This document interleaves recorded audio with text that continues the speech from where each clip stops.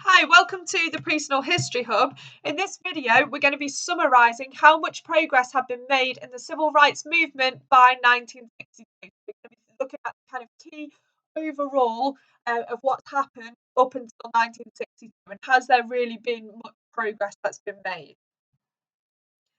So let's just have a look at the overarching kind of categories that our progress that has been made fits into. So the reasons for progress in the civil rights movement by 1960 to 62. So one reason is the commitment of activists and people campaigning in general. One of them is publicity from both US media, local media, national media, and then also international media to put pressure on government.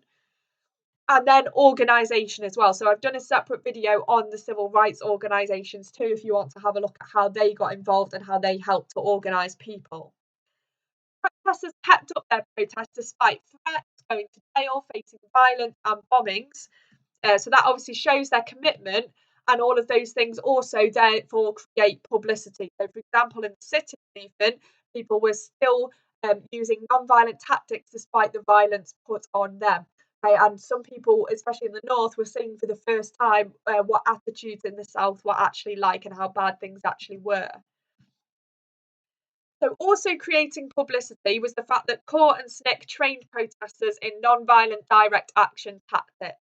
The media were informed about campaigns as well, and campaigns aimed to provoke violence from racist opponents to show just how bad attitudes were. And the civil rights movement were happy to show how violent opponents were. That also shows good organisation from organisations such as CORE and SNCC. As well as this, the federal government was pushed to act when protesters kept on going. So, for example, the Freedom Riders. Tactics provoked racist violence, for example, Birmingham. So, Birmingham is something we'll have a look at in the next video, which caused worldwide reaction. So, again, that shows commitment that these people are not going to stop despite what's the violence they're being met with. So, therefore, federal government has to act, and it shows organisation from federal government. Okay? And all three of these things are also connected together. So what progress had actually been made by 1962? Let's kind of summarise the key events so far. Progress, we've got the Brown versus Board or Brown versus Topeka ruling in 1954. You've got the Montgomery bus boycott in 55 to 56. The 1957 Civil Rights Act. The sit-in movement created loads of publicity. So did the Freedom Riders. More white activists were also joining groups such as CORE and SNCC, and SNCC also showed that there was a growing student movement within the civil rights movement, which also included white students as well as black students. Leaders such as King as well were giving the civil rights movement a lot of publicity and helping them to progress and organise themselves. Let's have a little think about setbacks now then.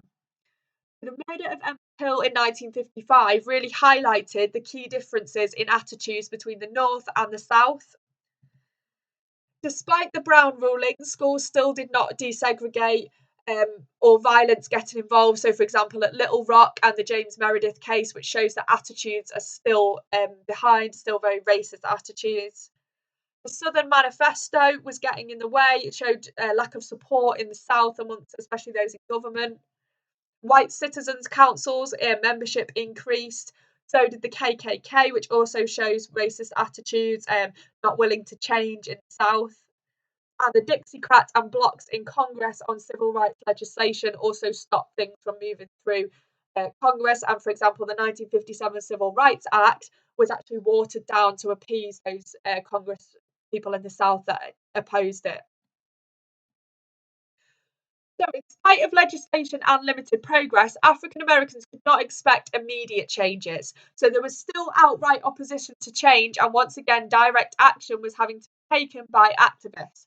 But this time, they decided to focus on a specific place. So, they focused on Albany, Georgia, where there would be an all out attempt to try and desegregate a whole community. So what was the Albany movement then? So in late 1961, several hundred Freedom Riders were arrested in Albany, Georgia. After this, various black groups created the Albany movement to oppose segregation. Activists went to Albany, including a visit from King himself. He was arrested following a march and he spent a short time in jail because he refused to pay the fine. Despite efforts, it failed to end segregation in Albany, and the only small success was a small increase in the numbers of Black Americans registered to vote there.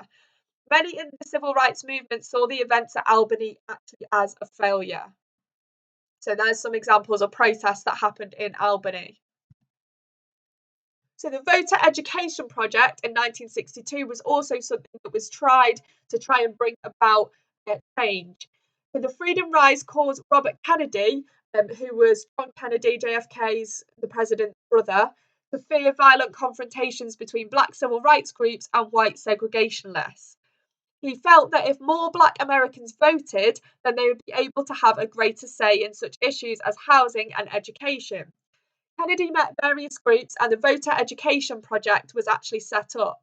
The project was staffed by members of SNCC, showing them how to register and overcome barriers placed in front of them to voting. The project resulted in 650,000 new registrations, but many people were still refused to vote on dubious grounds. SNCC members were targets of violence as well for doing this. Those who did manage to register for vote were sometimes evicted from their land or sacked from their jobs. SNCC members felt betrayed because they thought Kennedy would protect them. Both President Kennedy and his brother Robert Kennedy believed the local police should protect SNCC from the KKK and white citizens' councils, but in many cases this did not happen. Don't forget that some police members, or some policemen and women, may have been involved in white citizens' councils and the KKK as well. So their attitudes aren't necessarily to go with Kennedy's orders. In New Orleans, white citizens' councils actually bought one-way tickets for Black Americans who wished to leave the segregated South and move north. By the end of 1962, some progress had been made in the campaign for civil rights, but as we can see, there was still very deep racism in the South. The civil rights groups themselves had not always agreed about the best way to proceed as well, and not enough has been done to raise the issue of civil rights to the top of the government's agenda. However, all this changed in 1963. So thanks for listening. Next video is going to be on the event in Birmingham, Alabama.